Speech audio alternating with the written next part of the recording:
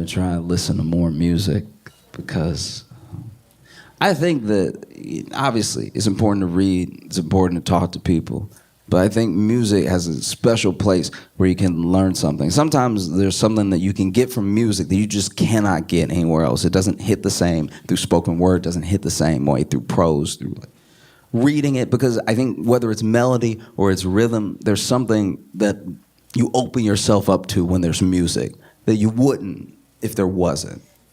Like, it's a hard thing to explain sometimes, but there are little things that are written that stick with me. But then sometimes there's things that are just sung, and maybe it's just because of the way it's sung or something. I like that lyric. Let me think about that more, and then you chew on an idea, right? Music is incredibly powerful. Like, I think about back in Louisiana, I know somebody who she divorced her husband with a singing telegram.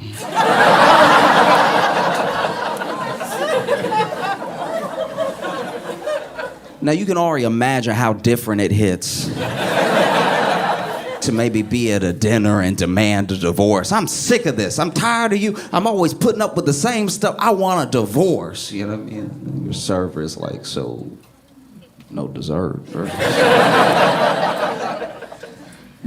Or even if you just write someone a letter, they're sitting at home reading this letter in this unsealed envelope. They're just sitting there reading it like, what? But to have a singing telegram show up, knock on your door, be hitting the music, little stereo, standing there. Beat starts, they're just, I am your singing telegram. And then they give you the worst news of your life. Dancing to it too. She doesn't want to see you anymore. You become a bore. She wants a divorce.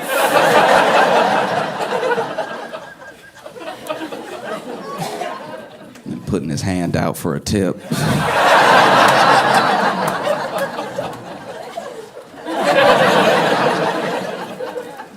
You know, music hits different.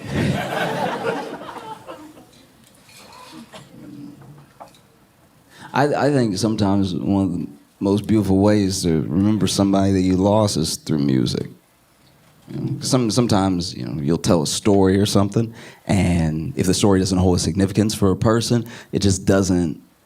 They don't capture the thing that you captured when you talked to them or when the story happened. Maybe you had to be there, maybe you had to know the person. But when somebody leaves a song behind, that's like timeless in a way. We lost a very important person. Legendary person. We lost Quincy Jones, right? And if you don't know who Quincy Jones is, just educate yourself. I mean, Quincy Jones is not just a legend, an icon of culture, of music, but something deeper, like understood. Quincy understood people, understood music, understood storytelling, right? Quincy was one of the master collaborators. There were people that you love and you love their work and you don't know Quincy's in it. You know? Like that, it's that way with Michael Jackson. Quincy and Michael Jackson had major hits. Michael Jackson owed some of his biggest hits to his collaborations with Quincy Jones because Quincy could help pull out the best parts of the person that he was collaborating with. And there's even stories. There's legendary stories that Quincy Jones has told. More stories than I could ever even attempt to describe. Like, crazy stuff. This man lived one of the most remarkable lives in American history. And there's stories that are so insane that Quincy's like not even in the story, but he's in the story. Like he's not even a part of the story, but the story came together because of Quincy. As an example, I heard this story. It's a little bit less than a rumor, but a part of me wants it to be true because it's fantastic. Quincy had daughters. Quincy's daughters were, one of them was Khadijah, and at one point Khadijah apparently was dating Tupac, right? And this still blows my mind. So Tupac, through potential collaborations that they were supposed to do, knows Michael Jackson. right? Michael Jackson obviously knows Quincy Jones from the hits that they made together and everything. But there's this one time when Tupac was leaving somewhere with Khadijah, like I don't know if it was like a dance club or something like that, but they were having an argument. And you know, one of those arguments that you see where you're like, I don't know, is this bad? This is like, you know, like as a couple when you see them, and maybe it was that whisper fight, and you know that thing that couples do. It's like, I'm just.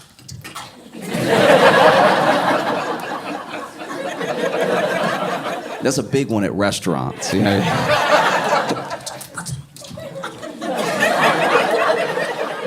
Oh yeah, you ever date somebody that could curse you out with those whispers? They hitting all the F's. Nobody hears, but.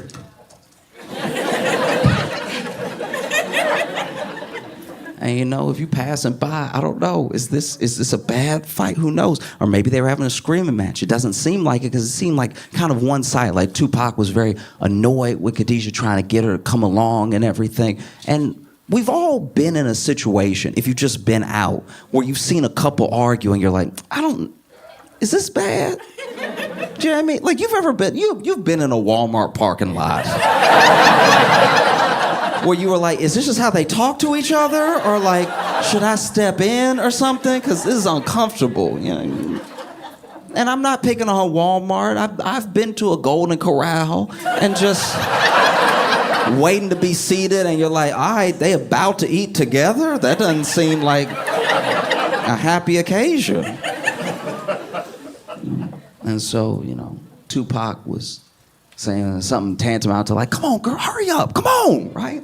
But they're leaving as Michael Jackson is coming in, and Michael Jackson sees this. And so he approaches Tupac because of the closeness that he has with Quincy Jones. Quincy Jones' daughters are like Tupac's nieces to a certain degree. It's like that with any close friendship, you know? This is your uncle. Well, we're not related, but that's your uncle, right? And he says, hey, is everything okay? I don't like how you're talking to her. You need to chill out. You need to calm down, right? And then Tupac apparently says to Mike, hey, back up, all right? This is none of your business. Be about your way, all right?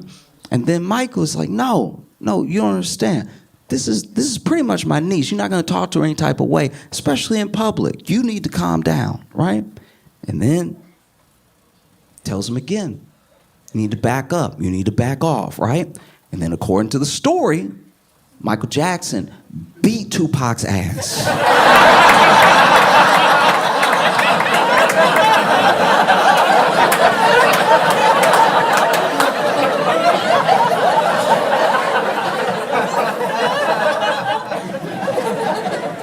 I know how it sounds. But this is my thing.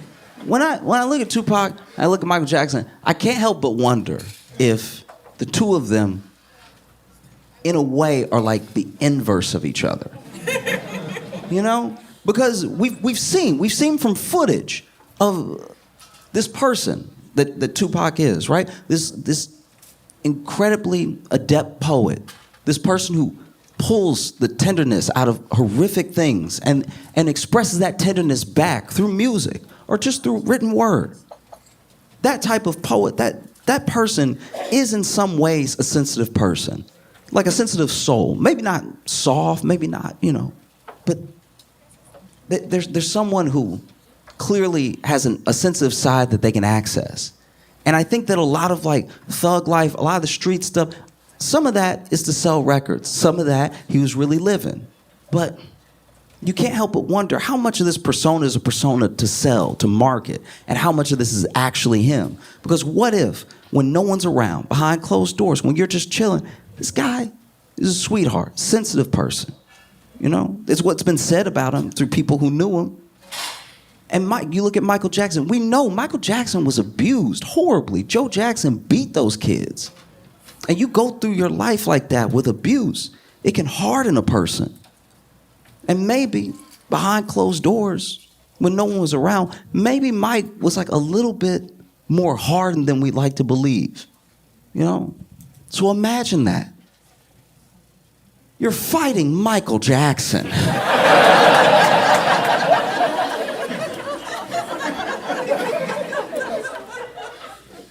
It's gotta be upsetting. I can't imagine trying to fight Michael Jackson, the king of pop. I can't imagine him fighting without doing moves for no reason.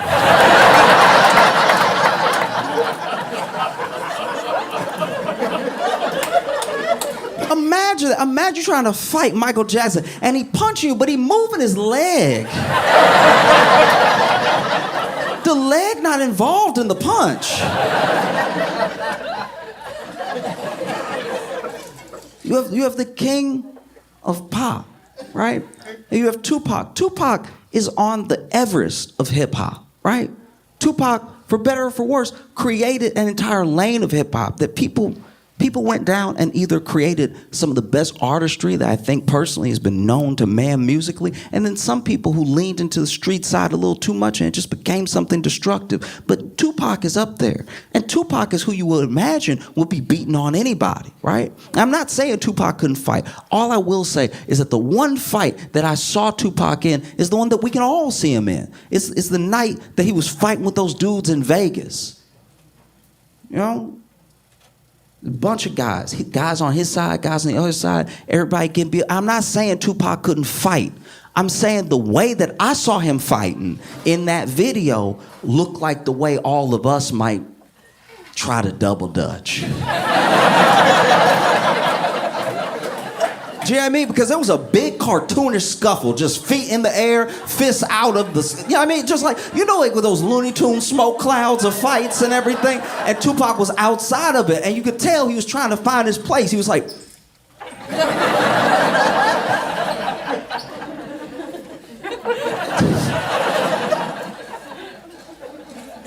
and now, you're fighting Michael Jackson. Someone so horrifically coordinated. He hitting you and then pop it and lock it. Doing all these extra moves and stuff. Michael Jackson probably the only person in human history that could be beating somebody's ass and sound like he getting beat at the same time. Just, he punching you, kicking you, and then he the one be like, ow!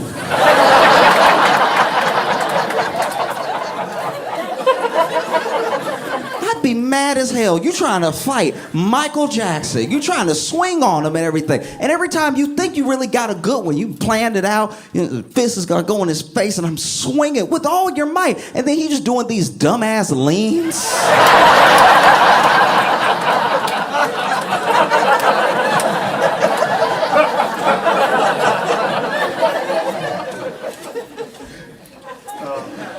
It's gotta be terrifying. Trying to fight Michael Jackson, he got enough cardio to dance for 3 concerts. You know, and he thin too, so he hard to hit, he moving off.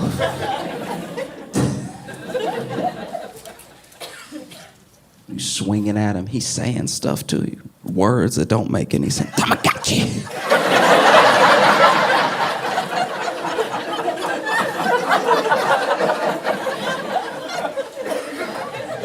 What am I supposed to do?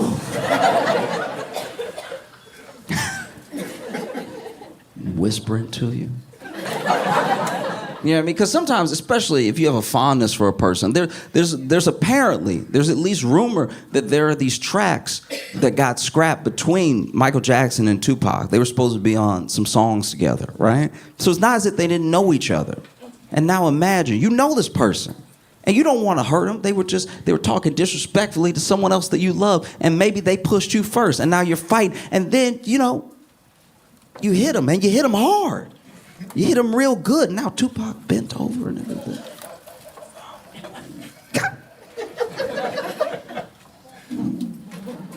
Michael Jackson, I don't even want to say it, but he's like, are you okay?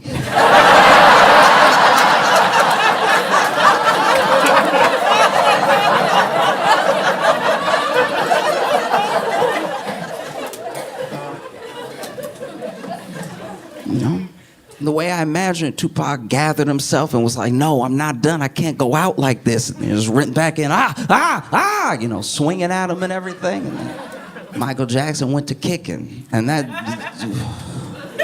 even when Michael Jackson was dancing, he wouldn't kick normal. He was never just like doing a kick. It was always like his leg was gonna come off. The whole kick. And now you stand there, you've been kicked 17 times, you still standing up, got all these footprints on you like you got run over at a marathon or something. Your friends roll up to you and now you gotta be like, It was 6 of them. They came out of nowhere. They all had the same shoe on. Oh. This is brutal.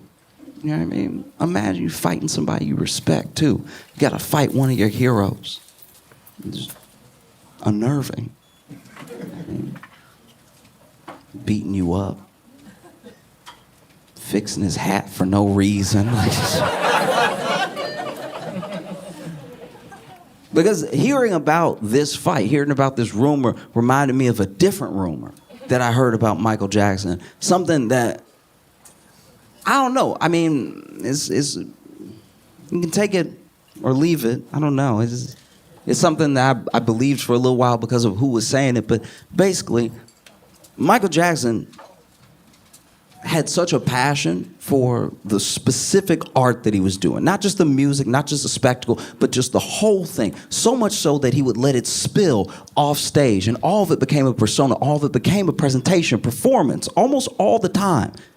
And one of the ways that it presented itself was not just in how he dressed and how he looked and stuff, but also how he spoke. Because there's an idea that if you can be meek enough, if you could be gentle enough, if you could be soft-spoken enough, that people's perceptions of you will almost pass past you and just see the music. If you're not this big, larger-than-life character, if you're not getting in trouble all the time, maybe if people can just see me as this, like, the same kid that they fell in love with, now just making bigger and better things, maybe they'll love the bigger and better things I have to make, right? And so there's a rumor from a few different people who knew Mike well, who would chill with him, sometimes just out by themselves when there was no risk of being seen by the public. And they said that that voice, the voice that we know as Michael Jackson, the voice that's been, imitated over decades, was not his voice.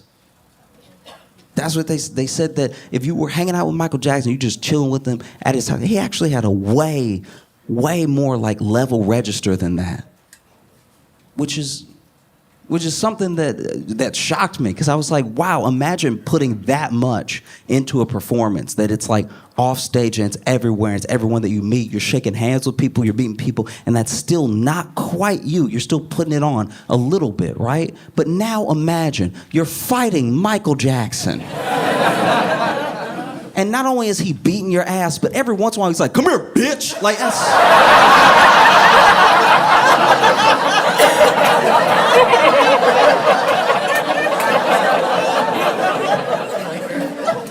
that's gotta be maybe the most shocking part.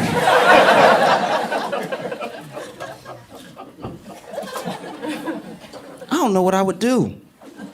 You're fighting Michael Jackson, and he's making 3 different noises at the same time. He got a low one, he got a high one. He's saying weird stuff. Not only do you have to fight Michael Jackson, you got to fight a possessed version of Michael Jackson, I'm assuming, because you've never heard him talk like this.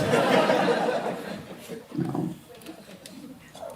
That's one of the funniest images I have in my head, is Michael Jackson punching you in your forehead, and they'd be like, what's up, nigga? Like, that's... No, what's really hood, dog? What's really...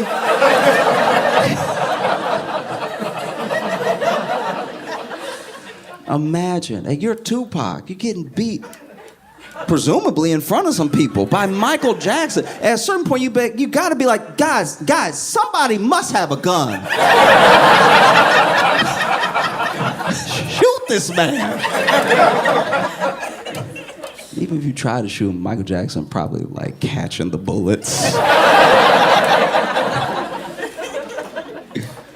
Well, maybe he knocks you down. You laying on the ground. You ever seen somebody get beat?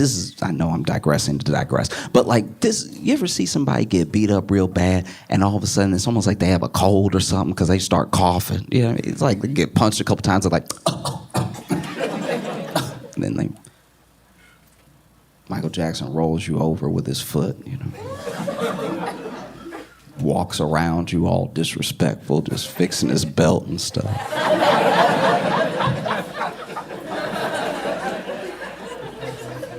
He's standing over you. You don't know what's about to happen next. You don't know if he's gonna curb dance you or... You're waiting for him. Is Michael Jackson gonna kill me? And then he's looking down at you. Maybe you even try to get up one more time. Maybe you got a little fight left. I can't go out like this. I have Thug Life tattooed on me. Give it all you got. You swinging at Michael Jackson. You kicking at him and stuff. And you got to worry about extra. You got to worry about like extra things with Mike. You know, you got to worry about his kicks, his punches. You know, you also got to worry about his pelvis. He also moving that all weird and stuff. Imagine somebody punching at you and then just.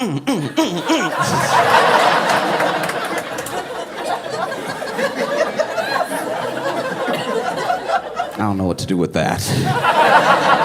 It's very upsetting.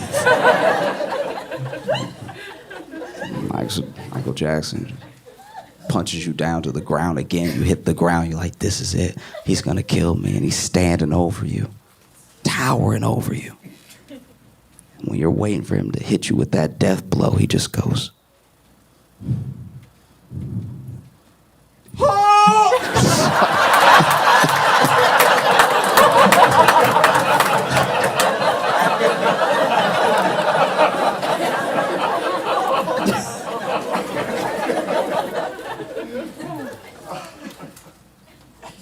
I don't know. It probably didn't happen, but it's fun to dream.